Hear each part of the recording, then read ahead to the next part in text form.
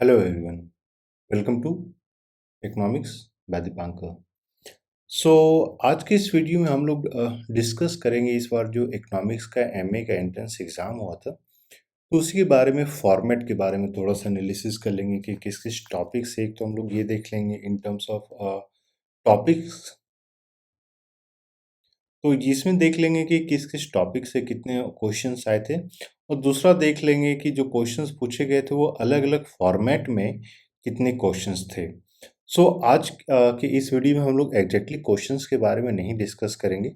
आने वाले वीडियो में हम लोगों ने ये प्लान किया है कि माइक्रो इकोनॉमिक्स को सेपरेटली डिस्कस करेंगे कि माइक्रो इकोनॉमिक्स में किस तरीके के क्वेश्चंस पूछे गए थे या मैक्रो इकोनॉमिक्स में किस तरीके के क्वेश्चंस पूछे गए थे।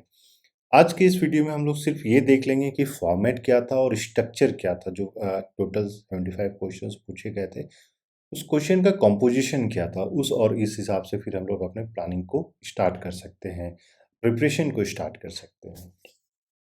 तो सबसे पहले जो हम लोगों ने क्या किया है कि अलग-अलग टॉपिक में जो डिवाइड कर दिया है, तो एक पहला टॉपिक हो जाता है, मान लीजिए माइक्रो माइक्रो इकोनॉमिक्स। तो इन माइक्रो इकोनॉमिक्स से टोटल ऑफ 14 क्वेश्चंस जो है ये पूछे गए थे। दूसरा आ जाता है मैक्रो। सो मैक्रो में 21 क्वेश्चंस पूछे गए थे। थर्ड टॉपिक हो जाता है आपका स्टैट्स। स्टैट्स या इकोटिक्स जो भी आप इसको बोलना चाहें, इसमें 9 क्वेश्चन पूछे गए थे।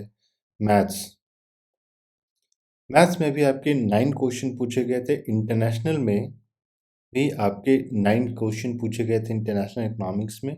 इंडियन इकोनॉमी इंडियन इकोनॉमी में टोटल 12 क्वेश्चंस पूछे गए थे और वहीं डेवलपमेंट इकोनॉमिक्स में 5 क्वेश्चंस पूछे गए थे। तो इंडियन इकोनॉमी में ही हम लोगों ने प्री इंडिपेंडेंस का इकोनॉमिक हिस्ट्री ऑफ इंडिया को भी ऐड कर दिया है और इसी में आपके 1-2 क्वेश्चंस ऐसे थे जो पब्लिक इकोनॉमिक्स में से पूछे गए थे। तो उस जो नियर अबाउट मैक्रो था उसको हम लोगों ने मैक्रो में ऐड कर दिया है और रेस्ट 1-2 क्वेश्चन को हम लोगों ने इंडियन इकोनॉमी में ऐड कर दिया है। सो आप ये देख सकते हैं ओवरऑल ये स्ट्रक्चर था आपका जो क्वेश्चन पूछने का। तो जो टॉप 3 टॉपिक्स थे जिससे क्वेश्चन पूछा गया था, ये है आपका माइक्रो, दूसरा हो जाता है मैक्रो।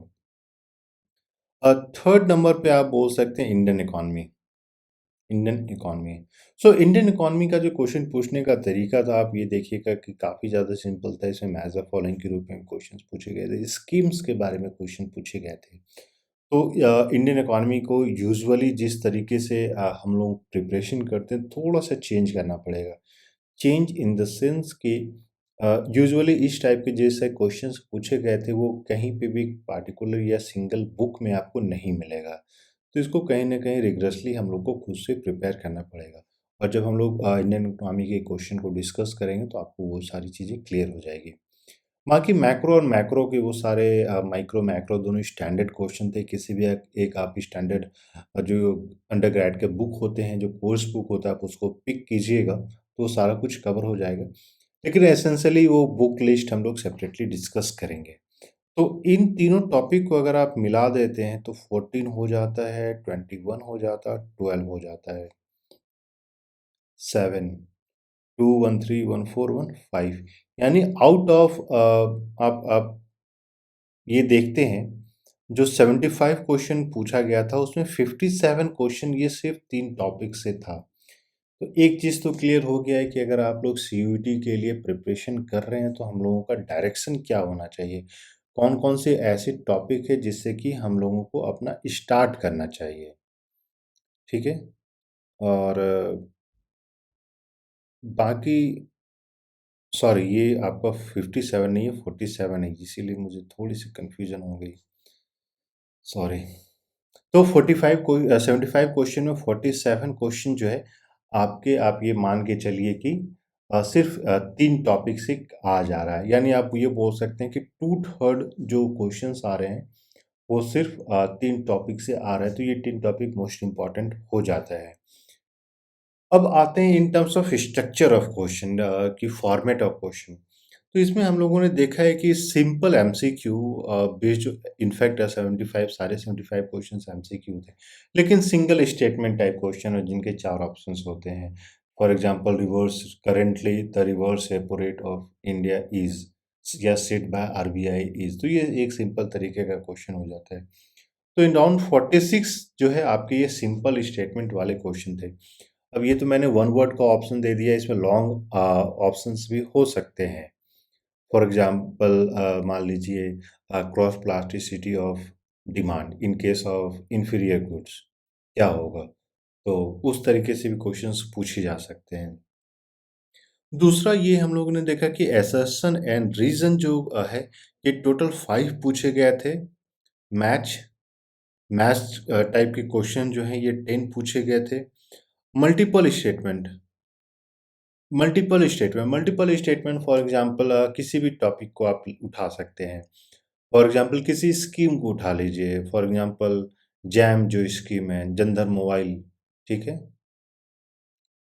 जनधन आधार मोबाइल का जो स्कीम है, तो उसके 5 या 4 प्रॉपर्टीज़ को दे दिया गया और उसमें से आपसे पूछ लिया गया कि इसमें से कौन-सा करेक्ट नहीं है। या मान लीजिए consider the following statement under Solow model. अब सोलो मॉडल में ये बोल दिया जाता है कि सपोज़ कीजिए कि 2 इकॉनमी है और जो economy with the highest saving rate होगा वो will reach quickly to the, आप ये बोल सकते हैं स्टडी स्टेट लेवल। तो इस टाइप के मल्टीपल स्टेटमेंट दे दिए जाते हैं, तो इस टाइप के जो क्वेश्चंस पूछे गए थे, ये 3 थे। फिर क्रोनोलॉजी इन द सेंस कि सीक्वेंसली इन द और या फिर आप बोल सकते हैं कि द इवेंट के रूप में आप इनको डिसाइड कर सकते हैं। तो क्रोनोलॉजी के जो क्वेश्चन है सिर्फ एक पूछा गया था और स्टेटमेंट टाइप क्वेश्चन भी 10 पूछा गया था। तो स्टेटमेंट टाइप क्वेश्चन हो जाता है, उसमें 2 स्टेटमेंट दिए जाते हैं and this is different from assertion and reason. तो सेपरेटली हम लोग जब इसको डिस्कस करेंगे तो आपको वो असर्शन रीजन के बारे में बताएँगे। लेकिन क्विकली आप ये समझ सकते हैं कि असर्शन रीजन वो होता है कि असर्शन आपका एक स्टेटमेंट होता है which might be true and might be false, और रीजन होता है which again might be true and might be false. लेकिन एक एडिशनल जो इसमें पॉइंट होता है कि रीजन समटाइम्स सपोर्ट असर्शन जो आप क्लेम कर रहे हैं। लेकिन मैथ स्टेटमेंट टाइप में क्या होता है कि 2 स्टेटमेंट दिया रहता है and they might be independently true और फॉल्स। तो लेकिन स्टेटमेंट टाइप में स्टेटमेंट 2 जो है उसको स्टेटमेंट 1 को सपोर्ट अदर, वो रीज़न नहीं होता है उस चीज़ का। तो इस टाइप से क्वेश्चन पूछे गए थे। तो 10, 20, 25 या 29, तो आप मान के चलिए कि 30 टाइप के ऐसे क्वेश्चंस हो जाते हैं जो कि थोड़ा-सा आप ये बोल सकते हैं कि उसमें मोर देन आपको वो क्रिटिकल इन्फॉर्मेशन चाहिए, क्योंकि लेकिन again in terms of maths the following में एक एडवांटेज ये हो जाता है कि आप किसी 1 या 2 का भी आप जानते हैं तो बाकी को मैच करना आसान हो जाता है।